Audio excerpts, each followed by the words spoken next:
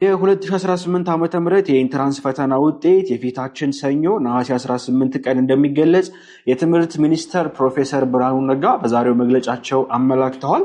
በዛሬው መግለጫቸው በአጠቃላይ ፈተናውን ከወሰዱ ተማሪዎች መካከል 70544 የሚደርሱ ተማሪዎች ፈተናውን ማለፍ እንደቻሉ የገለጹ ሲሆን በዚህም 12.8% የማለፊያ ምጣኔ እንደሆነ አብረው አንስተዋል። 565 የሚደርሱ ትምህርት ቤቶች በዚህ ዓመትም አንድም ተማሪ ማሳለፍ እንዳልቻሉ ያነሱ ሲሆን በአጠቃላይ 100% ተማሪዎቻቸውን ሙሉ በሙሉ ያሳለፉ ትምህርት ቤቶች በባለፈው ዓመት 62 ትምህርት ቤቶች ነበሩ። በአሁኑ ዓመት ደግሞ 88 ትምህርት ቤቶች ሙሉ በሙሉ ትምህርት ተማሪዎቻቸውን አሳልፈዋል። ከባለፈው ዓመትም በ26 ትምህርት ቤቶች ጭማሪ ታይቷል ብለዋል።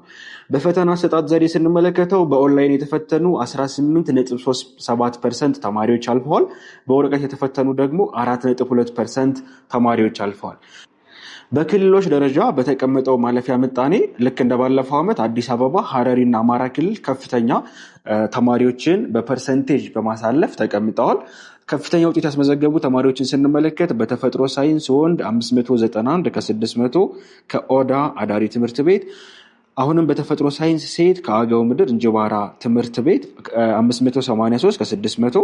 ወደ ማህበራዊ ሳይንስ ስናልፍ ከወንዶች 576.25 ከ600 ከዶዶላ ኢፋቦሩ ትምህርት ቤት፣ ከማህበራዊ ሳይንስ ሴት 569 ከ600 ትምህርት ቤቷ ያልተጠቀሰ ተማሪ ይህንን ውጤት አስመዝግባለች ማለት ነው።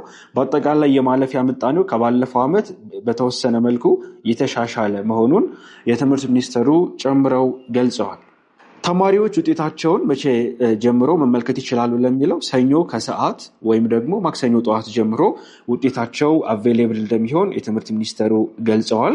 ሌላኛው ጥያቄ በ2019 ዓ.ም የሪሜዲያል ፕሮግራም ይቀጥላል ወይስ አይኖርም በሚል ነበር የተጠየቁት። የምንቀበለው ተማሪ ቁጥር ቢቀንስም ግን አሁንም በ2019 ዓ.ም የሪሜዲያል ፕሮግራም እንደሚኖር አንስተዋል ማለት ነው። ውጤት እንደተገለጸ ዩኒቨርሲቲዎች ተማሪዎቻቸውን ቶሎ እንደሚጠሩ ወይም ቶሎ እንደሚመድቡ የገለጹ ሲሆን በዚህ ዓመት ሪሜዲያል ፈተና ወስደው ውጤት በመጠበቅ ላይ ስለሚገኙ ተማሪዎች ግን የትምህርት ሚኒስተሩ ምንም ያነሱት መረጃ የለም። በቀጣይ ተከታትለን የምናደርሳችሁ ይሆናል። አዳዲስ መረጃዎች ኢንትራንስ ትሪክስ የሚለውን ቴሌግራም ቻናል ተቀላቀሉ።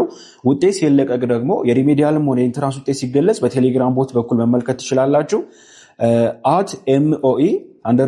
@MOE_result_bot የሚለው ጋር በመግባት ውጤታቸውን እንደተለቀቀ ወዲያውኑ እየገባችሁ መመልከት ትችላላችሁ።